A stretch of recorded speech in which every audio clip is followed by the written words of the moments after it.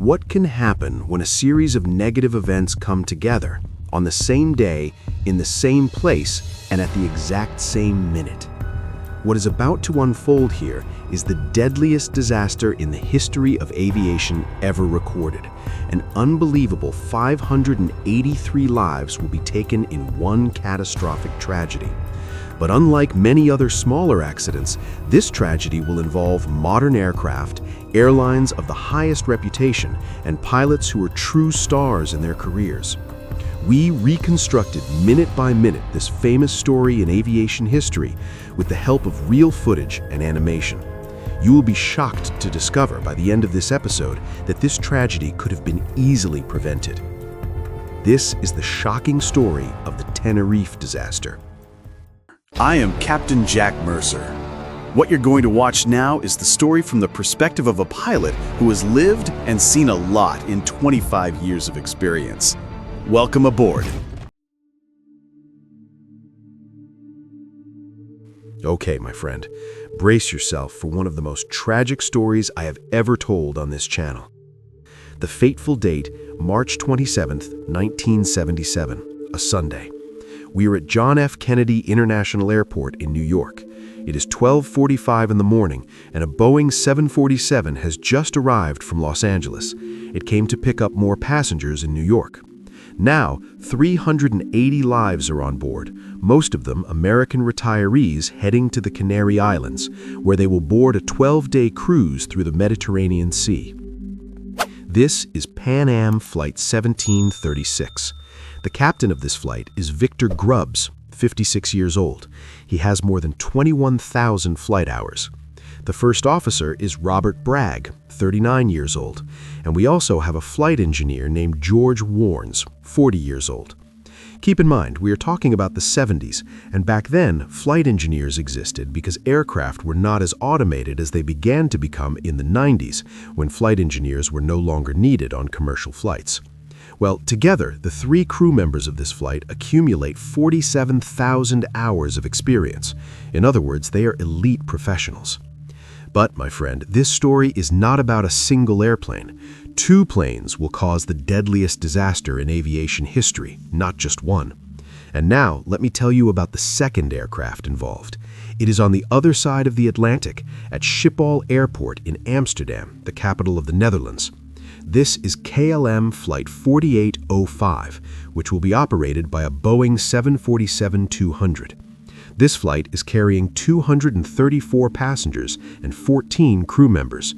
Most of them are Dutch families, also heading to the Canary Islands for vacation. Just a quick note here so you understand why so many people are heading to that destination today. The Canary Islands are located off the Spanish coast in the Atlantic Ocean. There are 7 main islands, and the destination is famous for its pleasant year-round climate, paradise beaches, and stunning natural landscapes. The largest island of all is Tenerife, and it has the largest population. Back to the KLM aircraft, the captain of this flight is Jacob Veldhuizen van Zanten, 50 years old. I will call him Captain van Zanten. He has more than 11,000 flight hours. He is not just an experienced pilot, he is a living legend at KLM, my friend. Just to give you an idea, he is the star of the company's advertisements and the head of the Boeing 747 training program. In other words, when you think of KLM, you think of him. By his side is First Officer Klaus Merz, 42 years old. He was recently promoted to the 747, with only 95 hours on this aircraft model. Completing the crew is flight engineer Willem Schroeder, 48 years old, with more than 17,000 flight hours. Okay, we've left New York and Amsterdam. Now let's head to the airport on the island of Gran Canaria, exactly where the Pan Am and KLM flights are heading at this moment. Because we have a problem on the island of Gran Canaria. At 12:30 in the afternoon, a bomb exploded inside a flower shop in the airport terminal. The attack was carried out by a group called Fuerzas Armadas Guanches, a local group that was fighting for the Canary Islands to become independent from Spain. Some sources report that 2 people were injured, others say 8 people were injured. Either way, Minutes after the bomb went off, a phone call warned that there was a second bomb in the airport, so the police evacuated the airport, and it was closed indefinitely. Now we have a major problem, because not only the Pan Am and KLM flights were heading there, but dozens of other flights as well. All of these aircraft needed to be diverted to other airports. The alternative destination? Tenerife, the largest island of all, as I mentioned before. There is a small airport there called Los Rodeos, situated between two mountain peaks. All right, 12:38 p.m. In the cockpit of KLM Flight 4805, the pilots are informed by air traffic controllers that Gran Canaria Airport is closed and that they will be redirected to Tenerife. The captain is not very happy about the news. Los Rodeos Airport is small, with a single runway and no ground radar. In other words, it is not an airport equipped to handle a large aircraft like the 747 they're flying, but they have no choice. So, at 1:38 p.m., the KLM lands in Tenerife and is instructed to taxi behind the KLM aircraft, stopping on the same taxiway. I just mentioned that Tenerife's airport has no ground radar, right? Well, ground radar at airports, known as surface detection radar, is a system used to monitor in real time the movement of aircraft and vehicles on runways, taxiways, and aprons. It allows air traffic controllers to see ground traffic on their screens, ensuring safety even when the runway has low visibility, caused by fog, for example. Okay, meanwhile, in the cockpit of Pan Am Flight 1736, the captain also receives news of the diversion to Tenerife. He protests, telling the controller that he has enough fuel to hold over Gran Canaria Airport for several hours while waiting for it to reopen. But the controller cannot predict when that airport will reopen and informs him that everyone will have to land in Tenerife. The captain is frustrated, but orders are orders, right?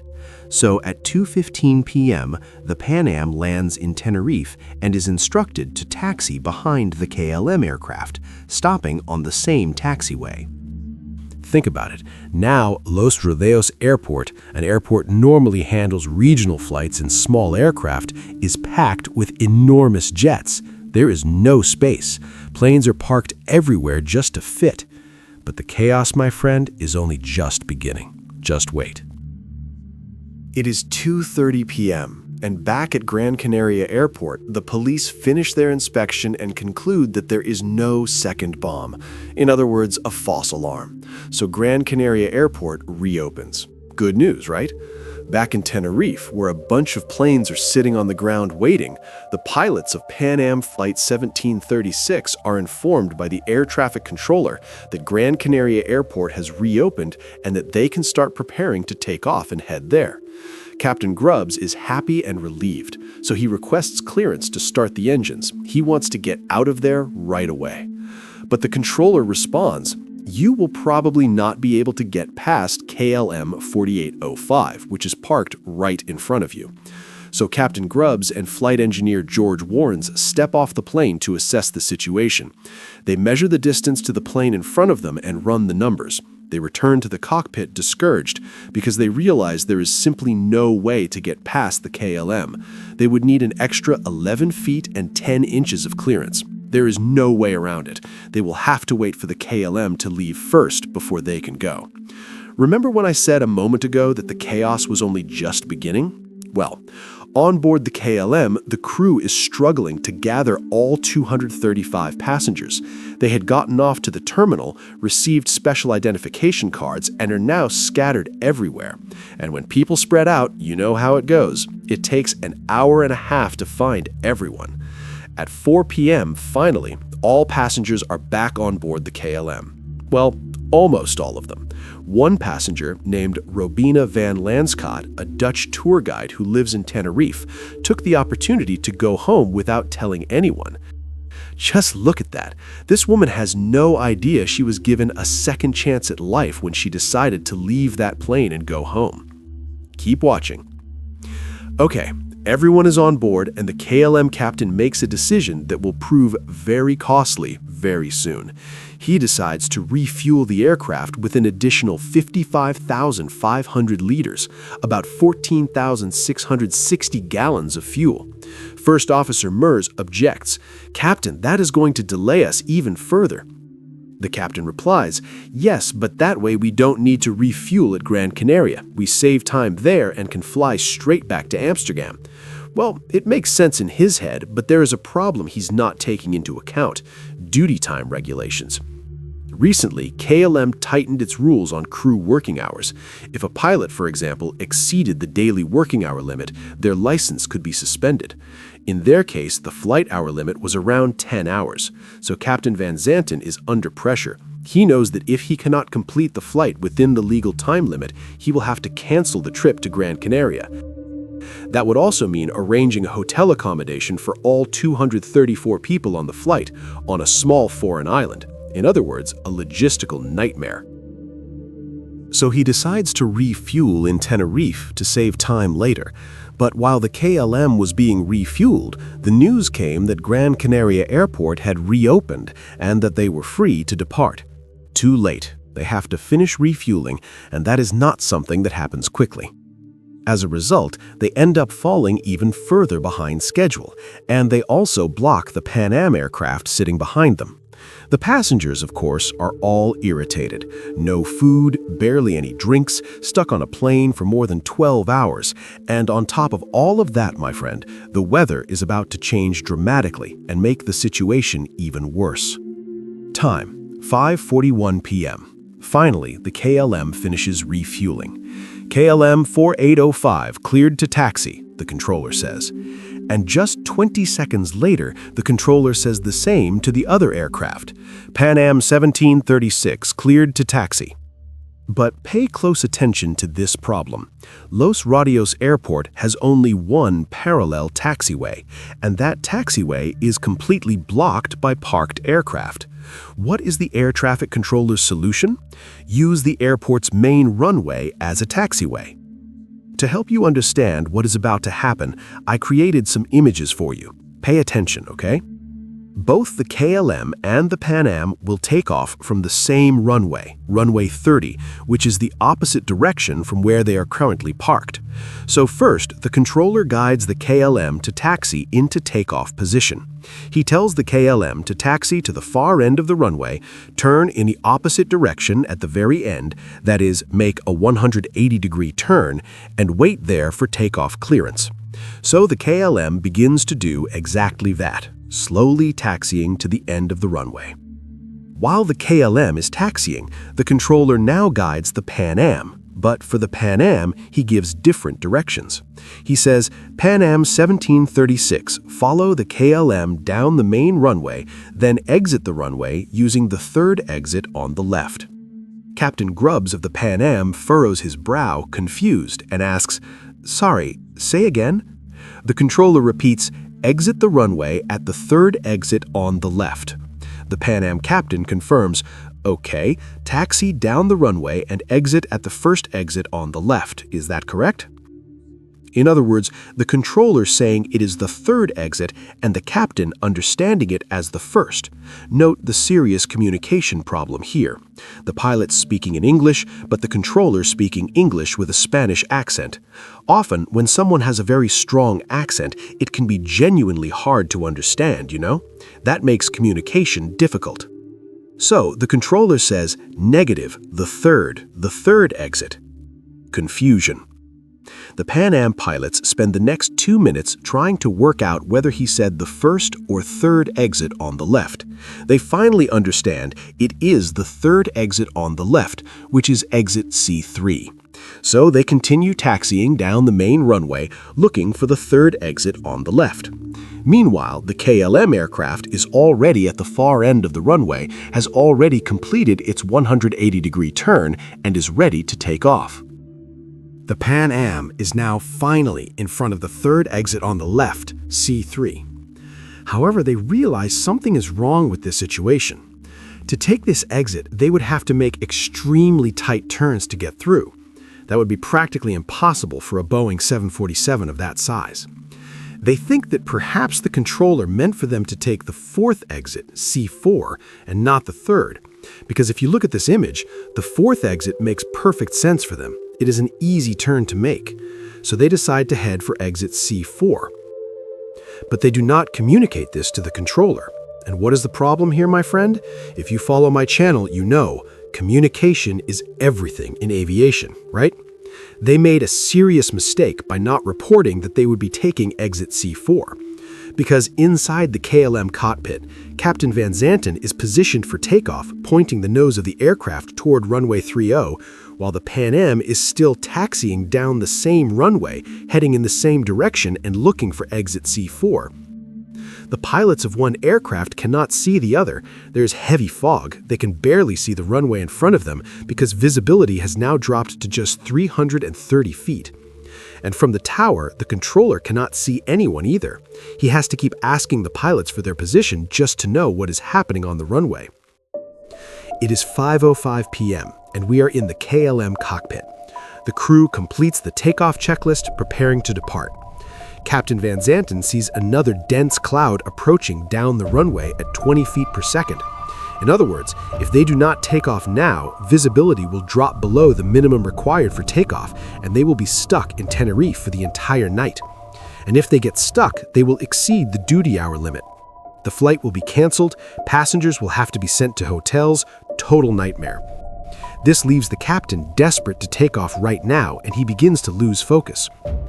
So Captain Van Zanten puts his hand on the throttles to begin the takeoff roll. But First Officer Mers says, "Wait a minute, Captain, we don't have clearance from the tower." Captain Van Zanten stops and says, Yes, I know. Request the clearance then." First Officer Mers picks up the radio and calls the tower. "KLM 4805, ready for takeoff, waiting for ATC clearance." The controller responds, "KLM 4805, you are cleared to the Papa Beacon. Climb 2 and maintain flight level 90, right turn after takeoff, proceed on heading 040 to intercept the 325 radial from Las Palmas VOR." What is happening here is that the controller is describing the route they are authorized to fly, telling the KLM where to go after takeoff.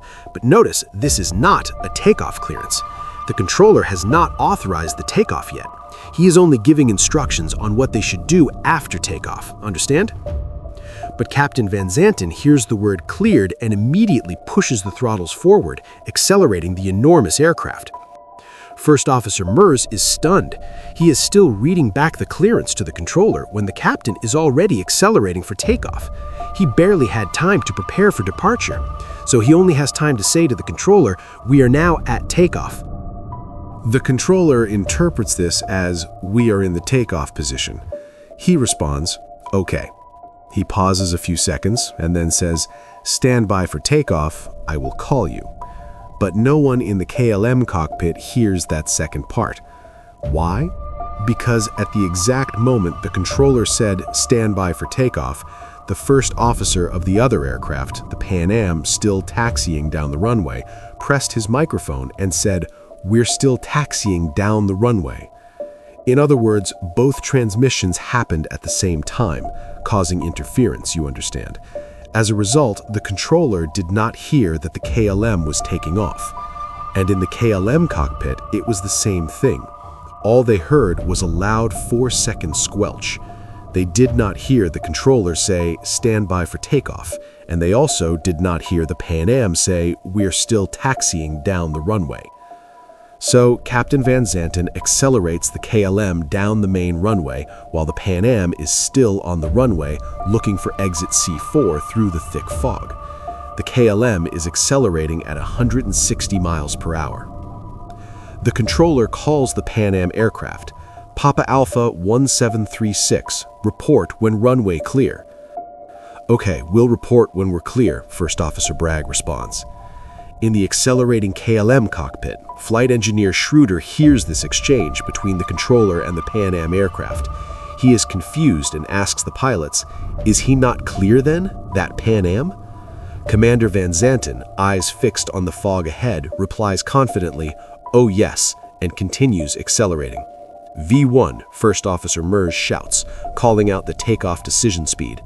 After that, they can no longer abort the takeoff.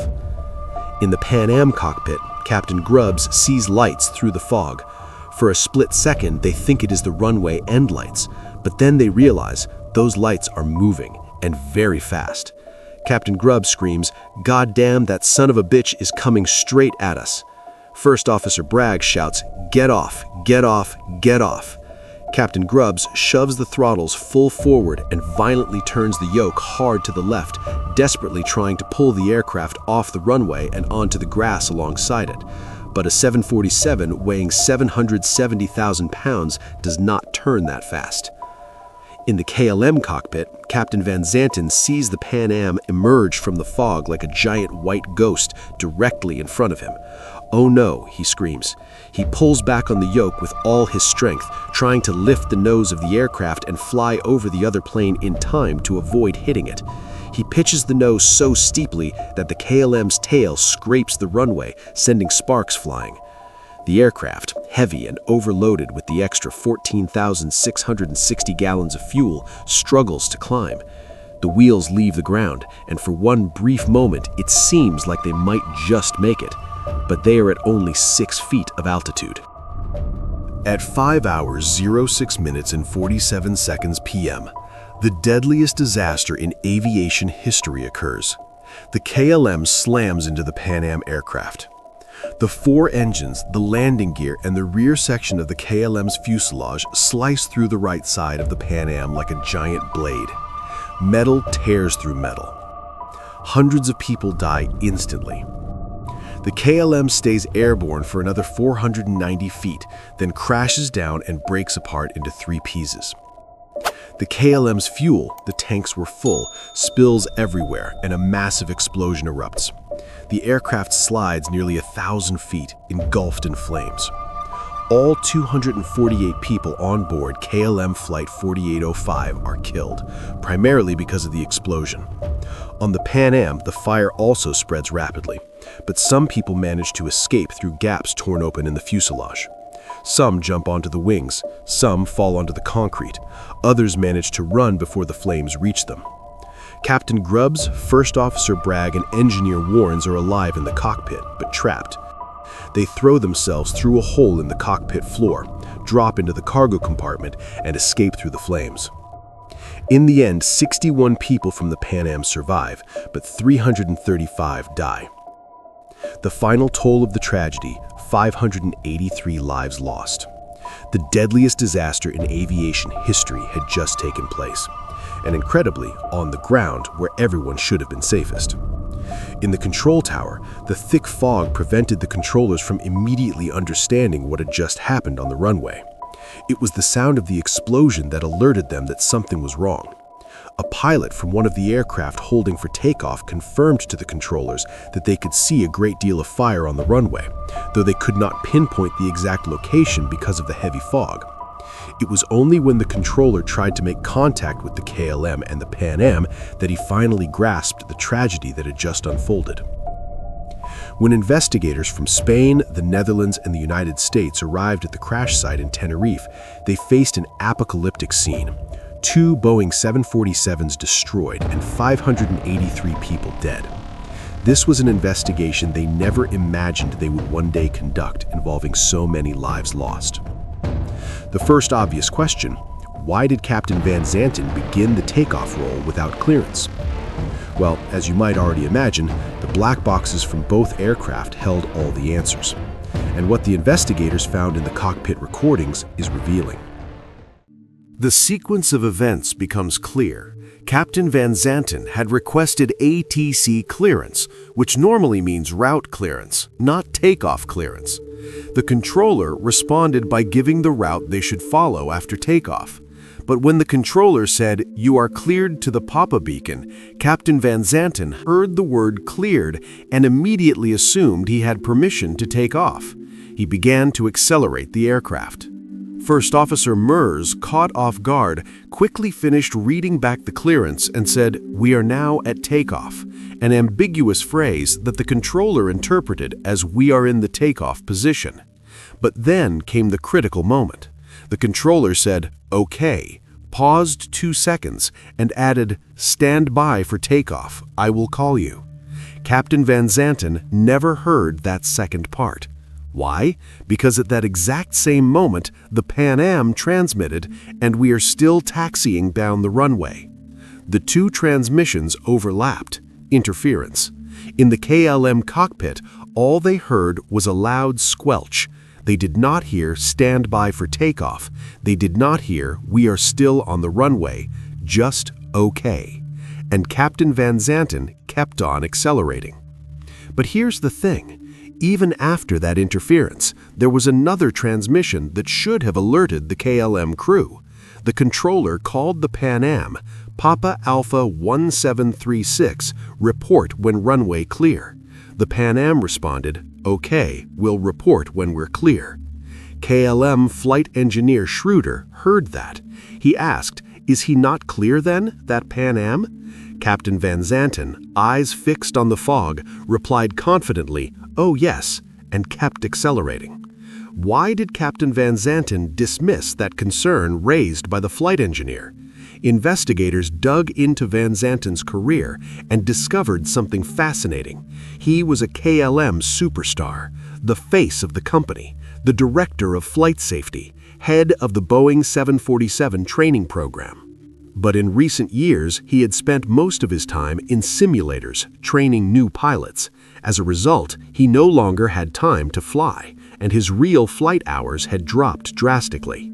This was his first regular line flight in 3 months. And here is the problem with simulators. There is no real air traffic controller in a simulation. When you are training, you decide when to take off. But there is another crucial factor in this accident: time pressure. The cockpit recordings reveal that Van Zanten was obsessively worried about the crew's duty hour limits. "If I mess this up, I could actually lose my license," he said before the takeoff. The decision to refuel in Tenerife, which was supposed to save time, actually cost precious time. Now the fog was closing in fast. If they did not take off within the next few minutes, they would be stuck there all night. Flight canceled, passengers in hotels, logistical nightmare. Well, in the end, investigators concluded that Van Zanten, after so much time in simulators, had mentally reprogrammed himself into training mode.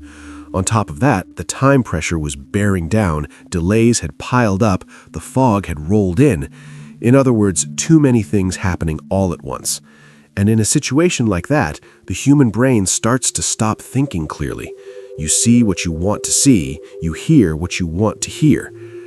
The investigators' final conclusion was that Van Zanten initiated the takeoff without the essential clearance and did not abort, even after the Pan Am reported it was still on the runway. Added to that were the time pressure, the fog, the radio interference, and the hierarchical cockpit culture, meaning the first officer was not heard when he raised concerns that something was wrong.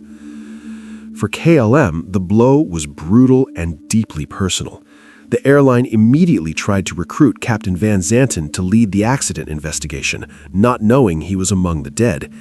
When they discovered the truth, the reality hit like a devastating bomb. Their most famous pilot, the face of their advertising campaigns, the man who appeared in television commercials representing excellence and safety, the head of the Boeing 747 training program, he had caused the deadliest disaster in aviation history. KLM faced not only the trauma of losing 248 people, passengers, crew, and their biggest star, but also an unprecedented image crisis. How does an airline sell safety when its own director of flight safety committed such a catastrophic error? Then, of course, the lawsuits came, and the company paid massive compensation to the victims' families. But nothing could bring back the lives that were lost, could it? Pan Am also suffered enormously. Although they were technically not at fault in the accident, they were simply taxiing as instructed. They lost 335 passengers and crew members. The company was already facing financial difficulties in the 1970s, and this disaster was yet another devastating blow to their reputation. Think about it. Families of retirees who were expecting a peaceful Mediterranean cruise never made it home. The flight that was supposed to be routine ended in flames on an island that was never even supposed to be on the itinerary. But as always, I like to talk about what emerges from any aviation tragedy, so that you always remember that people do not die in vain. And in this case, it was no different. Systematic changes transformed the entire aviation industry and saved countless lives in the decades that followed. The first change was in the aviation language itself. The word takeoff was strictly banned in any context other than an actual takeoff clearance. Controllers around the world were instructed to never, ever use that word unless they were genuinely authorizing an aircraft to take off. Controllers now use the word departure in all other situations. The second change was even more profound: the birth of CRM training, crew resource management. This training is fundamental in ensuring that pilots work as a team inside a cockpit and that each member respects the other's role. The old hierarchical cockpit culture, where the captain's word was absolute and unquestionable law, was revolutionized. The industry recognized that even the most senior and highly trained individuals can make mistakes, and that teamwork is therefore essential. The third change was the widespread installation of ground radar systems at airports around the world. Los Rodeos Airport had no ground radar. If it had, the controller would have seen on his screen exactly where the Pan Am was and would have ordered the KLM to stop the aircraft immediately. This accident demonstrated the importance of ground radar, and airports around the world began rushing to install it. Something that simple would have prevented this tragedy. And speaking of which, if you never miss episodes on my channel, you may have already seen this accident here, where two aircraft collided at an airport in Italy, killing several people, precisely because the airport administrators had purchased a ground radar system years earlier, but had never installed it. If you haven't seen that episode yet, I'll leave the link below for you to check it out. All right, if you enjoyed watching the story of the deadliest disaster in aviation history, hit like and support the growth of my channel. If you haven't subscribed yet, do it now so you don't miss my upcoming episodes. This is your captain, Jack Mercer, leaving the cockpit. Thank you for flying with me today, and I'll see you on the next flight.